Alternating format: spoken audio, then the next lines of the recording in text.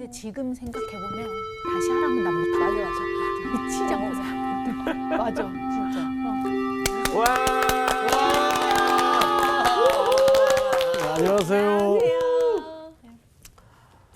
오, 우리 안녕하세요. 이현정 학생 오랜만입니다. 네. 오늘 웬일로 저희 반을 다 찾아오셨어요? 오늘 조양기 씨가 네. 예, 제가 부탁을 했어요.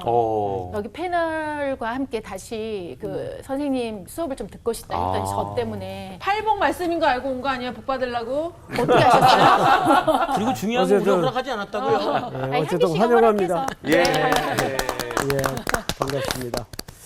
자, 오늘 유난히 표정이 굳어 있는 사람이 한 분 있는데, 아, 한숨을 오늘 100번을 더 해요, 진짜. 아, 내가 더 긴장돼. 자, 장광 학생 오늘 복습이죠? 네. 이제 뭐 표정 보면 딱 알아요. 누가 복습인지. 자, 복습 지난 시간 배운 거. 네, 지난 시간 계속 지금 팔복 저희 배우고 있는데요. 마태복음 5장 5절 말씀으로 온유와 땅에 대해서 저희가 배웠던 것 같습니다. 온유한 자는 땅을 기업으로 받을 것이다. 이제 얘기해 주셨는데 우리가 이제 생각하는 온유에 대해서 또 온유한데 왜 땅을 받지 뭐 이렇게 생각할 수 있지만 그 당시 로마 상황을 이렇게 말씀해 주시면서 그 당시 로마의 철학은 힘이 그들의 정이고 선이었다. 그런데 그 온유라고 하는 뜻이 히브리어로 아나부라고 하는 뜻인데 그 안에 있는 내용이 뭐 온유, 그리고 겸손, 또 가난, 기근 뭐 이런 게 들어가 있어서 그 당시 가난과 기근은 약간 저주의 상징같이 느껴졌는데 그것이 마치 땅에 기업을 받는 것처럼 말씀하시니까 이게 되게 이질적으로 느껴지지만 온유라고 하는 그 말은 나에게 일어난 일에 대해서 이상하게 여기지 않는 것이다라고 말씀해 주시면서 벌써 웃으시는 게 걱정된다. 걱정된다. 겸손이 네, 그런 물론 그렇죠. 뜻이죠. 겸손과 온유가 이제 그런 뜻인데 멘붕이 오네요. 저 그래서 온유하게. 네네. 그 온유의 상태가 그러니까 우리의 뜻이 아니라 그렇게 하나님의 뜻을 구하며 살아가는 것이고 그 온유한 상태를 그렇게 하나님께서 우리의 마음 안에 주님이 정말 나 준비 많이 했는데 나 진짜 그 온유한 자에게 땅을 기업으로 주신다고 하신 말씀은 그 땅이라고 하는 영역이 사실 하나님의 나라에 대해서 말씀하시는 거고 그 하나님의 나라가 사실 그 땅이 창세기 말씀에 보면 아담으로부터 이제 저주를 받죠. 뭐 황폐해지고 가시 엉겅퀴가 나고 뭐 이런 사건들이 있는데 성경의 굵은 줄기 네 가지 그 뭐 창조, 타락, 구속, 회복의 역사를 통해서 하나님께서 그 황폐했던 땅을 회복해 나가시는 과정 가운데 아브라함을 세우시면서 그 황폐했던 땅이 회복되어지는 그 과정 속에서 본토 친척 아비집을 떠나서 세상의 통치를 따르던 아브라함이 후에는 하나님의 통치 안에서 점점 하나님의 경영 안에 되어지는 여기까지. 아멘. 준비한 거 진짜 많았는데. 그러니까 너무 아쉽다. 길어요. 일단 뭔 소리인지 모르겠어요. 저도 모르겠어요. 뭐지? 나는 왜 이해가 됐지? 그런데 뭔 소리야? 뭔 소리인지 모르겠는데 네. 가만히 토막토막의 표현들을 들어보니까 네. 복습을 했어요. 확실히 했습니다. 네, 복습. 복습을 그럼요. 했는데 네. 복습을 하면 뭐해? 이거를 잘 논리적으로 풀어내야지. 너무 어려워. 네. 자, 어렵게 생각하지 마시고 예. 아나브라는 말은 네. 헬라 개념으로도 설명을 해야죠. 네. 헬라 말에 온유라는 말은 네. 잘 다스려진 상태. 네, 그렇죠. 예? 그게 온유한 상태예요. 네. 예를 들어서 사나운 짐승이 말을 붙잡혔어요. 조련하듯이. 네. 기억은 다 납니다. 다 나죠. 훈련이 잘 돼가지고 이제 네. 제어가 되고 통치가 돼요. 네. 그러면 프라우스. 네. 그러면 온유해졌다. 예. 그 온유한 자가 근데 뭘 받는데요? 땅을 기업으로. 기업으로 받는데요. 네. 땅이라는 매개는 하나님의 나라를 설명할 수 있는 가장 중요한 하나님의 통치 방법이에요. 네. 그러니까 가나안 땅이라고 합시다. 그러면 그 땅은 진공 상태가 아니란 말이에요. 그렇죠. 온갖 우상 숭배가 가득 차 있고 그때 그 땅에 밀어 넣어서 다짜고짜 전쟁을 시작하죠. 네. 근데 그 전쟁이 총칼로 빼앗고 싸워서 이기는 전쟁이 아니고 하나님께 순종해서 획득되어지는 선물이고 은혜였어요. 전쟁의 네. 방식이. 그러면 온유한 자가 땅을 기업으로 받는다는 말은 사실 이 물리적인 땅을 얘기하는 것이 아니고 그 땅의 삶의 원리를 통해서 순복함으로 하나님의 나라를 유업으로 받는다는 말을 네. 그렇게 유비적으로 네. 한 것이다. 제가 하고 이 얘기를 싶었던 하려고 했죠. 그럼요. 네, 그러면 됐어요. 많이 다른데. 이런 내용이었구나. 그거 보겠어. 오늘 수업 마태복음 12강 의에 줄이고 목마른 은혜. 자, 이제 오늘은 네. 다음 시간에 복습입니다. 제가 그래서 지금 후회하고 있어요. 내 향기한테 괜한 부탁을 해가지고 내가. 자, 오늘도 역시 한 절이죠. 네. 오늘은 마태복음 5장 6절입니다. 짧으니까 역시 전체가 합독하십시다. 네. 다 같이 시작. 의에 줄이고 목마른 자는 복이 있나니 그들이 배부를 것이며. 다시 한번 읽어볼까요? 시작. 의에 줄이고 목마른 자는 복이 있나니 그들이 배부를 것이며. 네. 이제 팔복 끝날 때쯤은 8개의 복을 다 암송할 수가 있어야 됩니다. 네. 분명 이 팔복을 시작할 때 제가 약속했어요. 예. 팔복 맞춰질 즈음이면 이 8개의 복이 완전히 들어와 있어야 된다고. 자, 그러면 오늘 이제 6절을 꼼꼼히 한번 보십시다. 의에 일단 그러면 의가 뭔지 이게 좀 개념이 잘 안 잡혀요, 그죠? 네, 예, 의에 이걸 우선 알아야 돼요. 여기서 말하는 의가 도대체 무슨 의를 얘기하는 거예요? 근데 의에 또 물리적인 표현을 썼어요. 줄이고 목마름. 목마른 자는 자는 어떻게 된대요? 복이 있다. 복이 예. 복이 있나니 그다음에 어떻게 된대요? 그들이 배부를 것이다. 배부를 네. 것이요.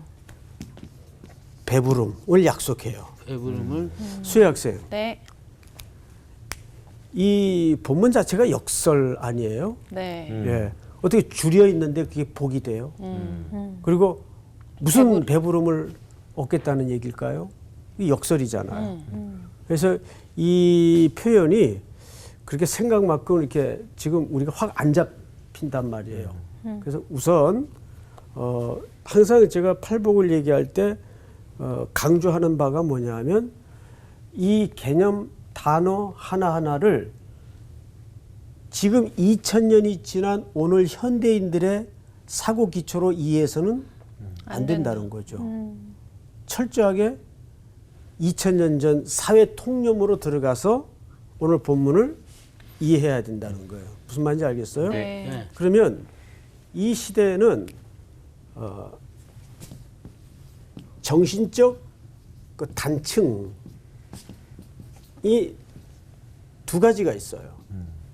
정신적 단층이라는 것은 그 시대를 관통하고 있는 사상적 배경을 얘기하는 거겠죠. 네. 자, 대표적으로 수혜 학생 혹시 뭐 아는 거 없어요?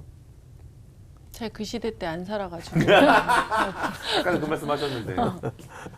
자, 우선 이때는 시대가 어느 시대예요? 로마 로마. 시대. 그렇죠. 그 얘기하면 되지. 예, 로마 시대예요. 로마 시대는 그 국가 철학이 뭐예요? 힘. 그렇지. 네. 힘이에요, 힘. 힘이 곧 선이에요. 네. 무슨 말인지 알겠어요? 네. 그러니까 이제 요 부분은 조금 다음 시간에 오늘 말고 다음 복에 관련된 주제이기 때문에 그때 조금 더 상세히 설명하기로 하고 또 하나는 헬레니즘. 이 표현은 많이 들어봤죠? 네. 헬레니즘. 그러니까 로마는 시대를 지배했지만 오히려 헬레니즘은 문화와 사상을 사상. 지배한 시대에 살고 있었어요. 그 헬레니즘은 관계가 굉장히 중요한 선이었어요. 이것이 그 시대의 두 가지 큰 단층이었습니다. 그래서 그 시대 사람들이면은 이 말이 무슨 말인지 알 뿐 아니라 너무 뜻밖의 지금 이야기를 예수님이 하고 있는 겁니다. 게다가 산에 올라 앉으셔서 일단의 무리들을 모아놓고 복이라고 얘기하시는데 그 시대 사람들이 이 복에 관한 윤리의 내용을 들을 때는 이렇게 납득이 되고 선뜻 수용이 됐을까요? 뭔 말이야? 뭔 소리? 그렇지. 바로 지금 그 표정이에요. 네. 예. 어쩜 이렇게 연기를 잘하세요? 뭐래는 뭐야? 뭔 말이야? 예, 예, 저렇게. 예? 이거 뭔 소리야? 이런 분위기라는 걸 염두에 두셔야 돼요. 네. 자, 그런데 그러면 이제 우리는 성경으로 돌아가서 성경에서 의는 뭘까? 그게 필요하겠죠. 자, 마태복음 6장을 넘겨보세요. 6장 33절을 우리 광호 학생이 한번 읽어볼까요? 네. 그런즉 너희는 먼저 그의 나라와 그의 의를 구하라. 그리하면 이 모든 것을 너희에게 더하시리라. 네. 보통 광호 학생 오늘날에 네. 의롭다 하면 현대인들의 이해 속의 의로움은 어떤 것이 의로운 걸까요? 뭔가 솔선수범하고 가장 앞서서 뭔가 좋은 일을 행하고 또 또요? 또 하라고 하시네요? 정의롭고 뭐. 옳지. 가장 그 흔한 이해가 정의로운. 정의, 네. 바르게 하는 거. 우리 상훈 학생이 이해하는 현대인들의 의는 어떤 게 있을까요? 저는 그 옛날에 이거 한번 얘기를 하셨던 것 같아요. 그래서 아니 내가 얘기한 거 말고 그러니까 그 얘기를 안 하면 정의 뭐 그런 거죠. 네. 정의. 네네. 수혜 학생. 남들이 노 할 때 예스 할 수 있는. 네. 그렇지. 뭐 정의하고 굉장히 비슷하네요. 올바름 뭐 이런. 그렇죠. 예. 근데 물론 그것도 넓은 범주 안에서는 의의 한 부분적인 정의가 있는 건 맞겠죠. 근데 오늘 마태복음 6장 33절의 성경의 의의를 어떻게 설명하는가를 좀 보십시다. 33절 제가 읽겠습니다. 그런즉 너희는 먼저 그랬어요. 먼저. 네. 이 먼저라는 개념이 무슨 뜻인지 이해를 해야 돼요. 먼저. 자, 여기서 보통 우리가 먼저라고 할 때는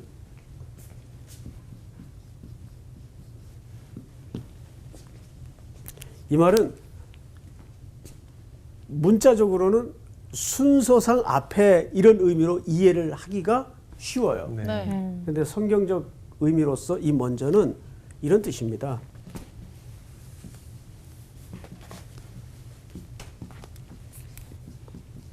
아, 이런 뜻이에요.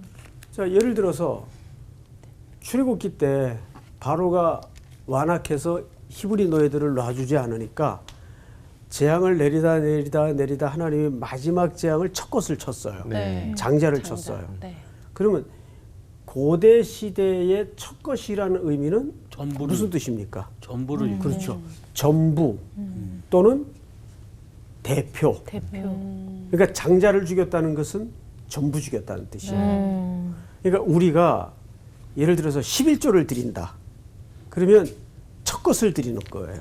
그 기초가.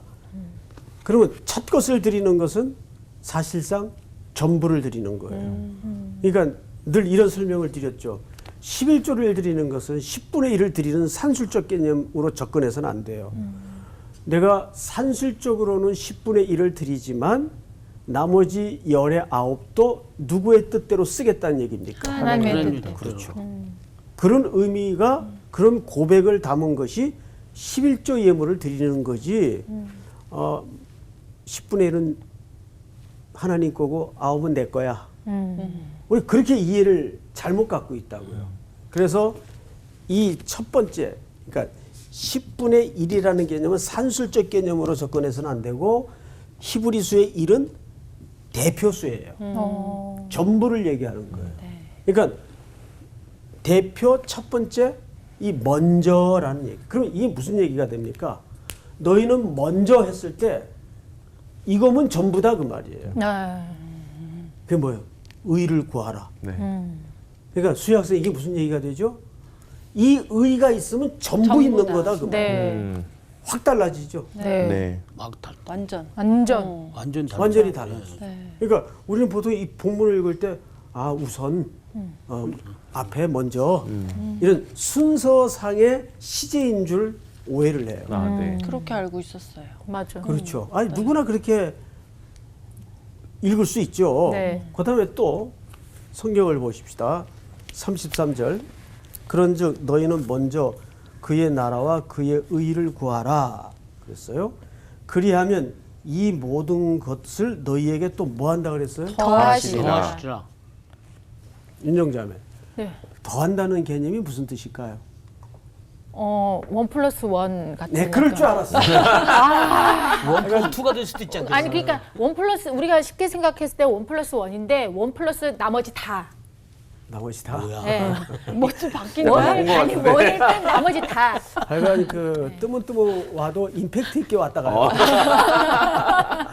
존재감만 있으면 뭐 다행이지. 그렇지. 네. 여기서 그리하면 더하시리라는 말은 모두들 +1 개념으로 사실 이해를 해요. 네. 그러면 나머지 다 주신다. 그 얘기가 아니고 더하신다라는 말은 이런 뜻입니다. 즉 만족하게 하신다. 더하신다라는 말은 만족하게 하신다 그 뜻이에요. 그러니까 여기에서 말하는 의는 의에 줄이고 목마른 자는 복이 있나니 저희가 배부름을 얻을 것이요. 배부름이 뭐예요? 만족한 상태 아니에요. 만족하다. 그렇죠. 네. 배부름이야말로 최고의 만족한 상태. 배부르면 진수성찬 차려놔도 네. 맞아. 별로 그림의 떡이죠 뭐 그냥. 그림의 떡이라는 아니구나. 별 생각이 안 비유는 좀 안 맞고 안 맞네. 그렇지, 안 맞네. 안 맞고 하여튼 뭐. 그림의 떡이 아니라 그게 생각이 안 아무 나죠. 소용이 지금 없어요. 의미가 없어지는 네. 거예요. 그런데 진짜 예수 만나면 의미 없어지는 것들이 많아져야 됩니까? 안 많아져야 됩니까? 많아져야 됩니다. 많아져야 됩니다. 많아져야 돼요. 네. 예수를 발견한 순간 돌아가서 자기 소유를 다 팔아 네. 밭을 살 수 있잖아요. 네. 자기 소유가 아깝지 않으니까 그걸 다 맛바꾸어도 그게 아깝지 않으니까 네. 뭐에 비하면 발견된 보화에 비하면 그렇죠? 네. 예, 그런 거예요. 배부름을 얻다라는 이 포만감의 의미는 그 의만 있으면 뭐 전부더라 그게. 네. 근데 이런 중요한 얘기를 지금 하고 있는데도 표정들은 뭐 별로 이렇게 심드렁하니 앉아 있는 것 같아서. 사실 아까 얘기해서 만족을 다 했거든요. 자, 이제 그러면 이제 의의 실체에 대해서 좀 네. 들어가 보도록 하겠습니다. 자, 여러분 이 부분도 좀 직접 찾읍시다. 로마서 3장을 다 열어보세요. 3장 네. 19절부터 좀 읽어주세요. 19절이요. 네. 우리가 알거냐 무릇 율법이 말하는 바는 율법 아래에 있는 자들에게 말하는 것이니 이는 모든 입을 막고 온 세상으로 하나님의 심판 아래에 있게 하려 함이라. 네, 끊고 갑시다. 자, 이 본문을 잘 들으셔야 돼요. 네. 우리가 알거니와 무릇 율법이 말하는 바는 율법 아래 있는 자들에게 말하는 것이니, 자, 율법은 어느 성경을 얘기하는 걸까요? 구약 구약. 성경. 그렇죠. 구약 성경을 얘기하는 거예요. 자, 구약을 통틀어서 율법이라고 해요. 네. 네. 자, 그런데 이는 모든 입을 막고 그랬어요. 율법이 왜 모든 입을 막아요? 광호 학생, 네. 왜 율법이 모든 입을 막아요? 율법보다 더 큰 진리가 오기 때문에 그 그 율법이 말하는 것보다 더 중요한 이야기가 있기 자, 때문에 그런 의미가 아니에요. 율법을 아니군요. 통해서 모두가 죄인인 걸 알기 때문에 누가 누구한테 말할 수 없다. 대단해. 예. 그러니까 제가 동생이 이 수희학생을 칭찬 안 할 수가 없어. 정말요. 이게 제가 얘기하려고 네. 했는데 자, 잘 들어보세요. 이거 정리를 하고 들어가십시다. 잘 배웠네. 잘 자, 배웠지. 오늘 처음 오신 학생 네. 이 중요한 문제니까 네. 듣고 가셔야 돼요. 네. 아, 참 다음 주에 또 오시죠. 네네. 다음 예. 복습입니다. 하나님께서 출애굽한 백성들에게 율법을 주었어요. 네. 그렇죠? 네. 율법을 준 것은 왜 주었죠? 지키라고. 그렇지. 예. 아니 뭐 이게 상식적으로 대답하면 돼요. 그러니까 지키라고. 네, 그렇죠. 잘했어. 성질은 내지 마시고 지키라고 줬죠. 네. 근데 지켰어요, 못 지켰어요? 못 지켰습니다. 그러니까 율법 앞에 입을 막. 할 말이 없는 거예요. 왜? 너무 지킬 수 없는 것들이 많은. 지킬 수 없는 게 문제예요. 지킬 수 없는 내가 문제예요. 내가 문제죠. 그렇죠. 그게 입을 막은 거예요. 아, 그러니까 우리가 뭘 놀라면 이렇게 입틀을 막 하잖아요. 그렇죠. 이해, 확 들어온다, 야. 확 그렇죠. 들어와. 이해되죠 쉽게. 자 보세요. 네. 율법이라는 것은 사실 원래 기능이 지키라고 준 거예요. 네. 근데 그 율법을 다른 말로는 캐논, 잣대라는 뜻이에요. 그 잣대를 딱 갖다가 들이대니까 내가 빵점짜리구나라는 게 들통이 났어. 그러면 율법으로 내가 뭐가 들통이 난 거예요. 죄인이라. 네. 죄인. 네. 내 안에 의가 없구나.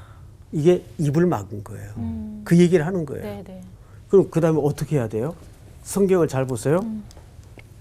3장 19절 입을 막고 온 세상으로 하나님의 심판 아래 있게 하려 함이라. 자 여러분 우리는 그래서 모든 인류가 정죄를 받았죠. 네. 네. 의인은 없나니 하나도 없나. 네, 네. 그래서 우리 율법으로는 우리가 죄인이라는 게 드러났어요. 그게 입을 막은 거예요. 그러면 이제 방법이 없잖아요. 그거 다 죽어야 돼. 어떻게 해야 돼? 그래서 예수님이 오셨죠. 자, 20절을 보세요. 그러므로 앞에 얘기를 받은 거죠. 율법의 행위로 그의 앞에 의롭다 하심을 얻을 육체가 없나니 율법으로는 뭘 깨달음이라. 죄를 죄를 깨달음이라. 이것이 율법의 기능이에요. 네. 그러니까 우리가 하나님의 말씀을 딱 받았는데 신의 산의 율법을 받았는데 못 지키더라고요. 왜 못 지키지? 심리적으로 무슨 문제가 있었나? 교육을 덜 했나? 다 해봤어. 역사적으로. 심리학도 집어 던져보고 교육도 시켜보고 그런데 교육을 시키니까 더 죄를 고상하게 지어. 맞아. 그게 인간이에요. 그렇죠, 여러분? 네. 그래서 인류는 율법 앞에 죄인인 것이 드러났어요. 그래서 모두가 하나님께로부터 율법을 통해 정죄를 받은 거예요. 그 말은 율법을 주었기 때문에 죄인이 아니에요. 네.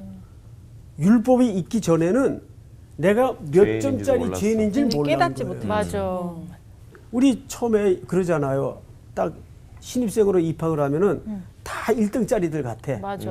근데 시험 한번 딱 보면 1등서부터 꼴등까지 실력이 다 평가가 돼요. 네. 그런 것처럼 우리가 율법이라는 리트머스 시험지를 들이대니까 꼴찌도 아니고 아예 글을 못 보는 존재라는 게 드러난 거예요.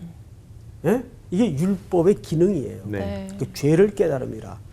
그다음에 우리 여준정 학생 네. 21절을 읽어보세요.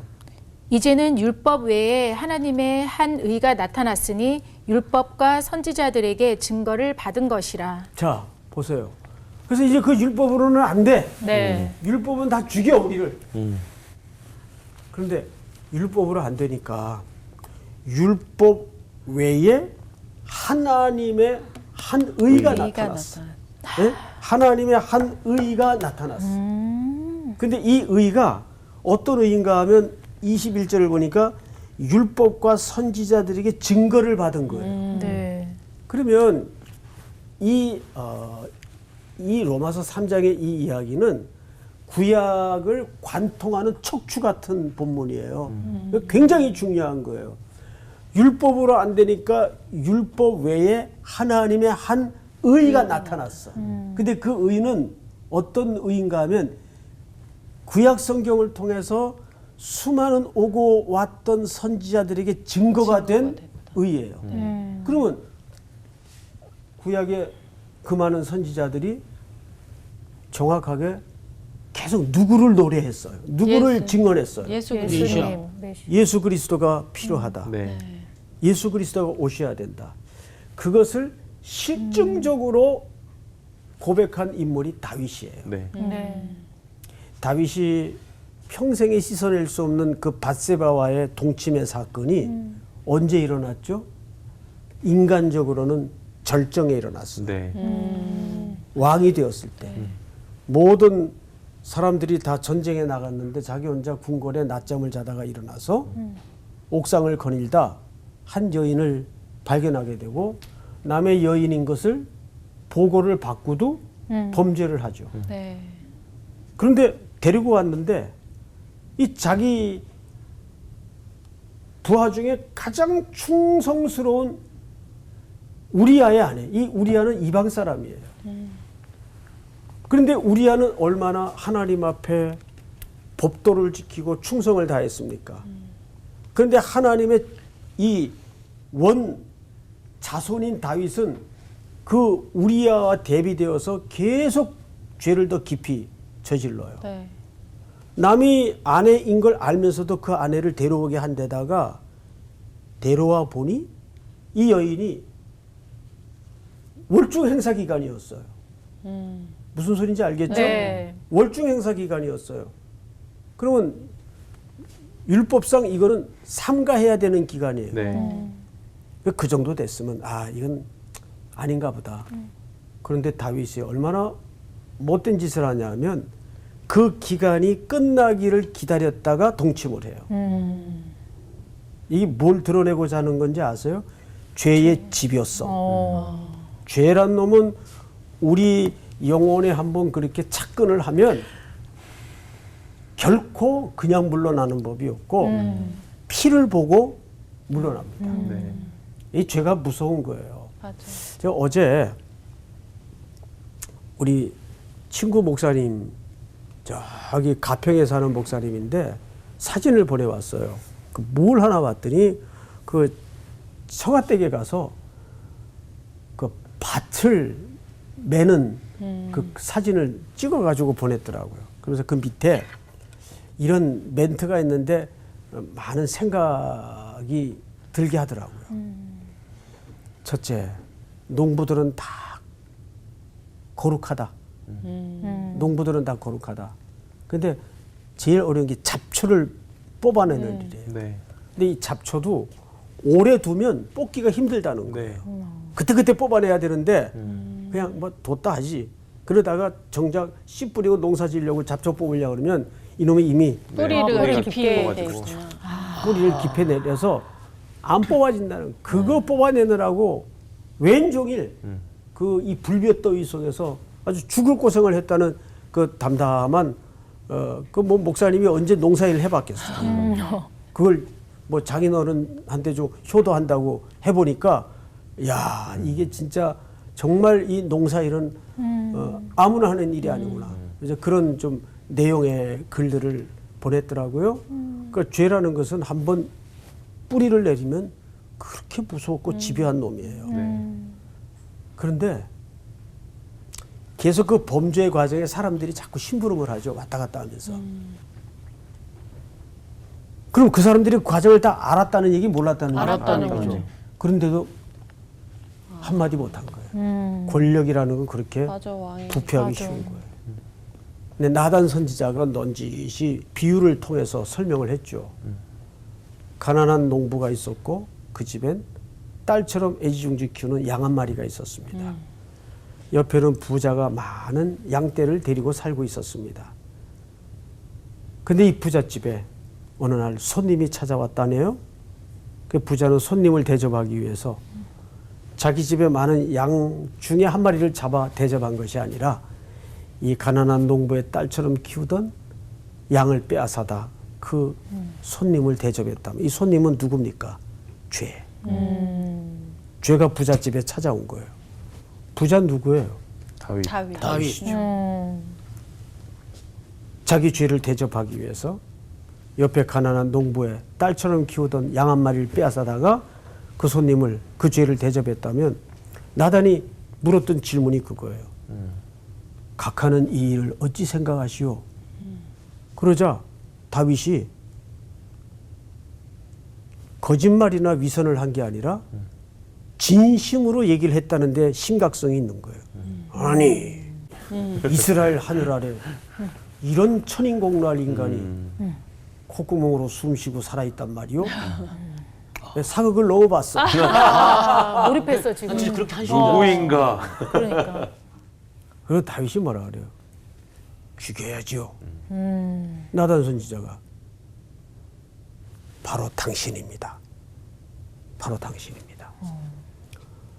다윗은 여기서 폭삭 무너져요. 그치, 엄청 충격 딱 받았어요. 그러니까 죄라는 건 뭐냐면 내가 누군지 모르는 게 죄예요. 그래서 다윗이 쓴 유명한 시어 중에 내가 모태에서부터 태어날 때부터 죄악 중에 출생하였으며 눈물로 침상을 띄었나이다.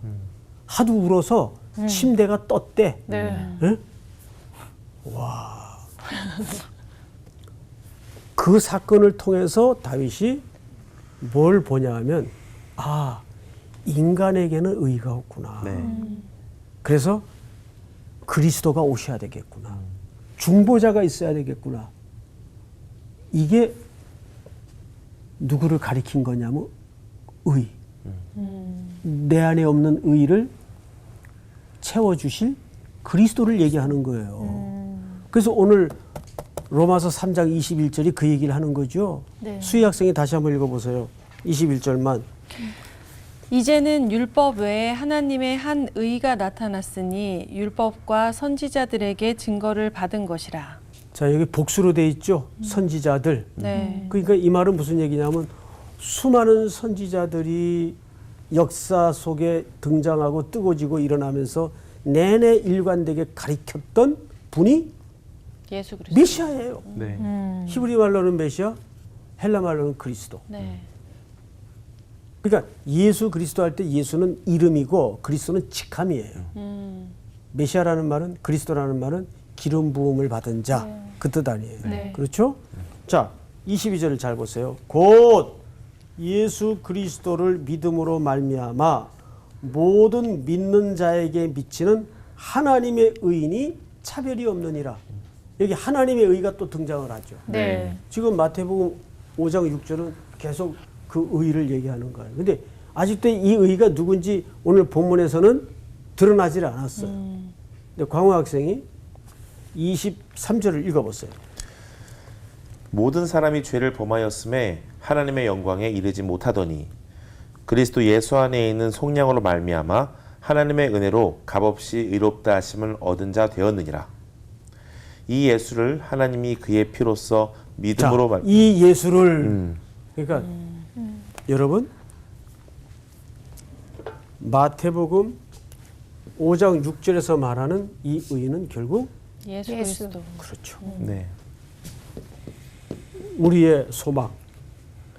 그래서 우리 그리스도인은 원맨 비전을 가져야 돼요. 원맨 비전. 한 사람 비전.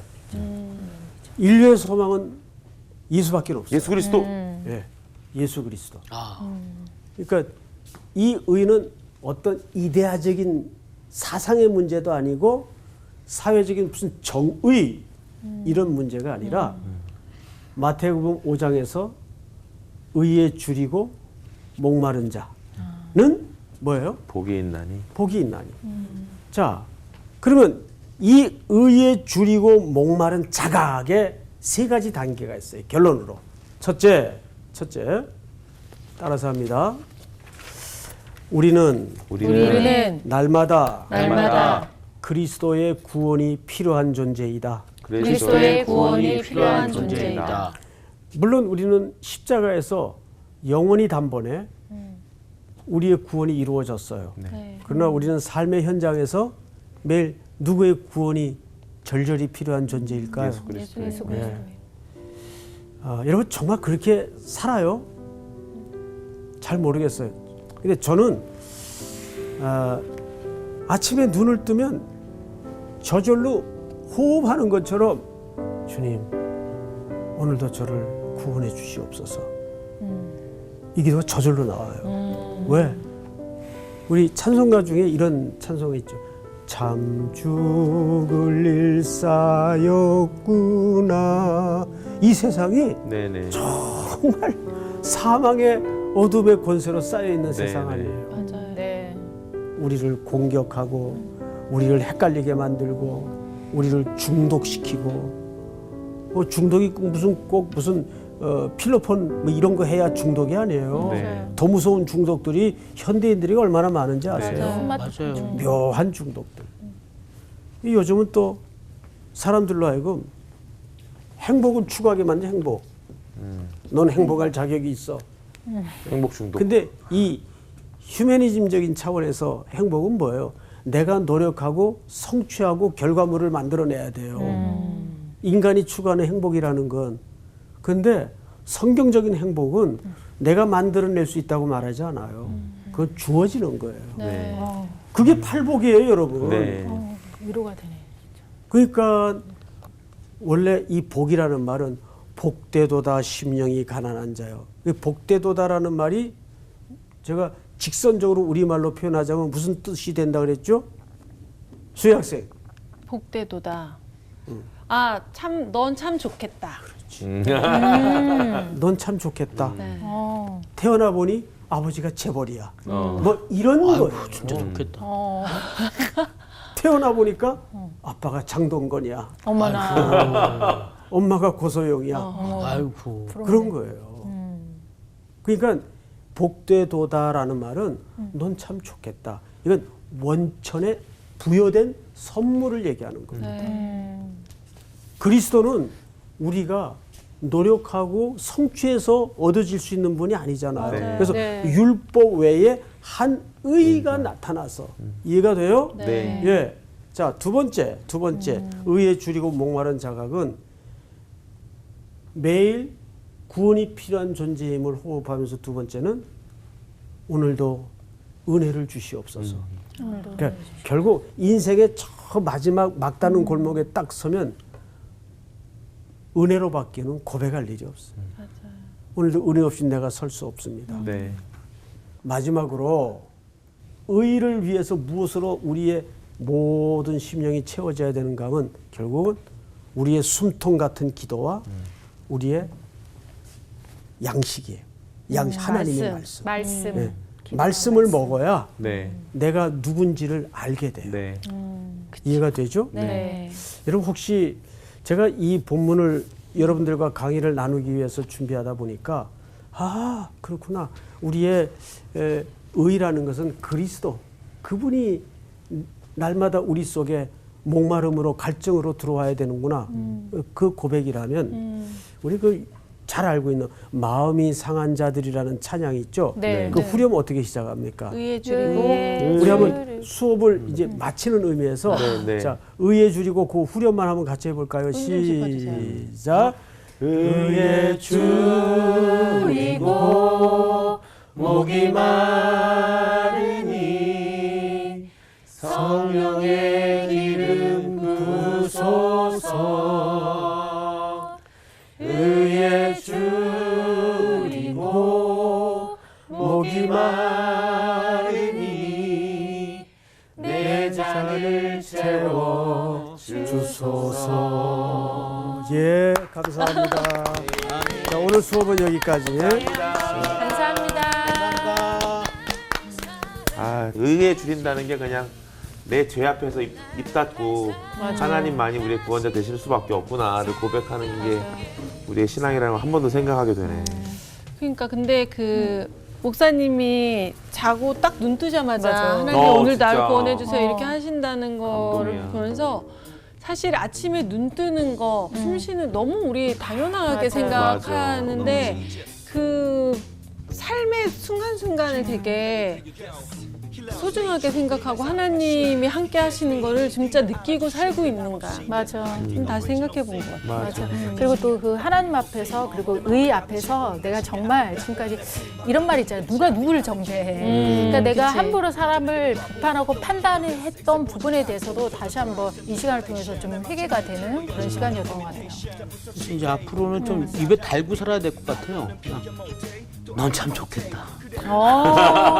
복대도다. 오빠 참 참 좋겠어요. 노래를 잘해서. 뭔가 기분 나쁘지? 왜 기분이 나쁘지 얘가? 왜 기분이 나빠? 뭘 들었어 지금? 말투를 잘해주세요. 좋겠어요.